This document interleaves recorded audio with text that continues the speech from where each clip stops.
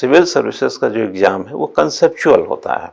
उसमें आपकी जो अप्रोच होनी चाहिए वो विषय के बहुत ही बेहतर तरीके से उधेड़-बुन से जुड़ी होनी चाहिए। अगर मैं सिविल सर्विसेज के पॉइंट ऑफ व्यू से थोड़ी देर बात करूँ तो जो कोर सब्जेक्ट्स हैं, जैसे कि मैं हिस्ट्री की बात करूँ, यानी हिंदी में अगर बोलूँ तो इतिहास की, भूगोल की, राज व्यवस्था की, अर्थव्यवस्था और विज्ञान एवं तकनीक की, समसामयिकी की चर्चा इसके साथ कर लिया जाए तो जनरली मैं ये कह सकता हूँ कि विगत कुछ वर्षों से, करीब 2 वर्ष से देखेंगे तो सिविल सर्विसेज में समसामयिक जो क्वेश्चंस हैं उनकी संख्या तेज़ी से कम हुई है।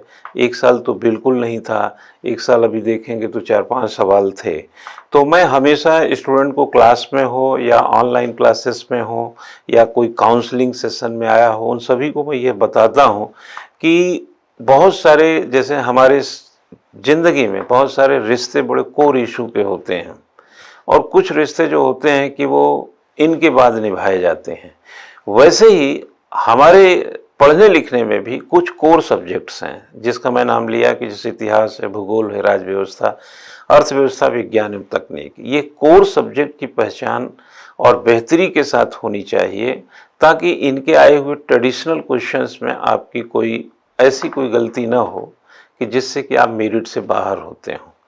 इसके साथ समसामयिक चलता रहता है और समसामयिक एक अखबारी पॉइंट ऑफ व्यू से देखें, पत्रिका के पॉइंट ऑफ व्यू से देखें, टीवी की परिचर्चा के पॉइंट ऑफ व्यू से देखें, आप यूट्यूब में या सोशल मीडिया के और भी किसी प्लेटफॉर्म से आप इसको प्राप्त कर सकते हैं। तो जनरली क्या होता है कि समसामयिक जो विषय होते हैं वो अट्रैक्टिव फैक्टर के होते हैं, जबकि हकीकत यह है कि अचीवर फैक्टर के जो कोर सब्जेक्ट्स होते हैं वो होते हैं। यानी कि आपको 50 क्वेश्चन से ज़्यादा सिविल सर्विसेज में, 100 में जीएस में सही करना है तो आप कोर सब्जेक्ट के ठीक से अध्ययन के बगैर ये संभव नहीं है। इसलिए आप अट्रैक्टिव फैक्टर से होकर गुजरना पड़ता है। जैसे अभी उदाहरण देता हूँ कि श्रीलंका के प्रधानमंत्री ने इस्तीफा दे दिया। श्रीलंका के प्रधानमंत्री के यहाँ आग भी लगा दी उसके निजी घर में, और भी एक संसद ने अपने को गोली मार ली वहाँ की, कुछ मंत्रियों ने भी इस्तीफा दिया।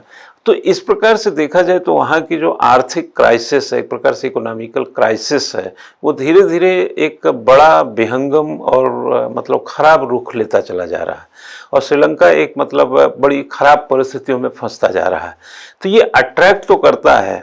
जानकारी की दृष्टि से आप वैश्विक समाज में रहते हैं और आप एक सिविल सर्विसेज तैयारी करते हैं तो इन्फॉर्मेटिक दुनिया में इस इन्फॉर्मेशन से आप वंचित नहीं रह सकते।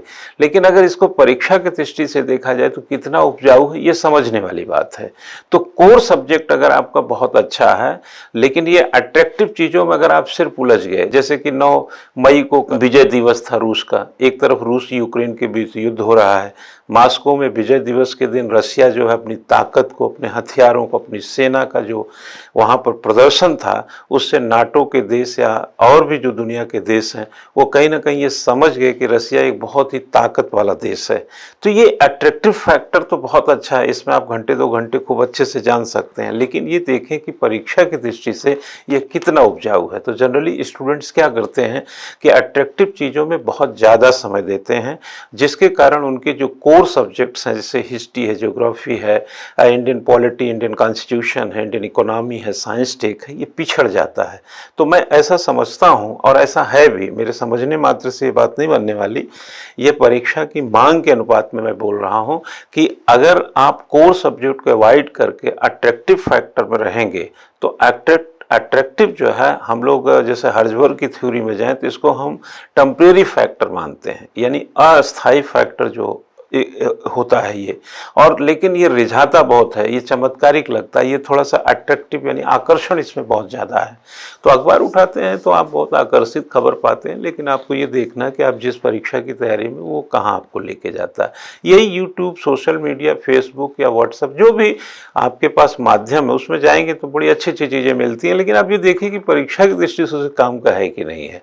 यही एक अच्छी रणनीति होती परीक्षा के समीप खड़े उन विद्यार्थियों के लिए। लेकिन मैं साथ में ये बोल सकता हूँ कि सिविल सर्विसेज का जो एग्ज़ाम है वो कंसेप्चुअल होता है। उसमें आपकी जो अप्रोच होनी चाहिए वो विषय के बहुत ही बेहतर तरीके से उधेड़-बुन से जुड़ी होनी चाहिए। आपको थोड़ा सा फैक्चुअल पर भी ध्यान देना। जैसे उदाहरण देता हूँ कि यूक्रेन पर रसिया ने हमला कब किया था, माना एक क्वेश्चन है, तो अब 24 फरवरी को आपको सही उत्तर होना होगा।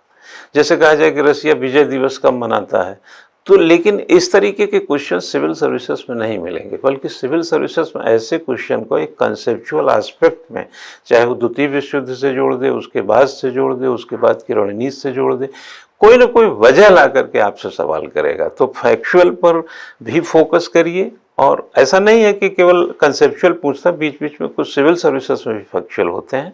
कंसेप्चुअल पे भी नज़र डालिए और फैक्चुअल पे भी नज़र डालिए। उत्तर प्रदेश के लिए उत्तर प्रदेश स्टेट को भी थोड़ा अध्ययन करें तो बेहतर रहेगा। समसामयिक विषयों को समय दीजिए, लेकिन कोर सब्जेक्ट्स को नज़रअंदाज नहीं कर सकते हैं, यानी कि कोर पर जोर देना ही होगा। आपको थोड़ा सा अपना एक पंक्चुअल, जैसे कहते हैं ना कि एक कंसेप्चुअल, पंक्चुअल और डिटर्मिनेशन, डेडिकेशन अप्रोच जो प्रीलिम्स की बनती है उसमें पढ़ें। जनरली लोगों की एक आदत है कि हमको आता है इसलिए कंपटीशन में हम बेहतर हैं, बल्कि मेरा कहना है कि आपको बताना अच्छा आता है, इसलिए आप कंपटीशन में बेहतर होंगे। Thank you.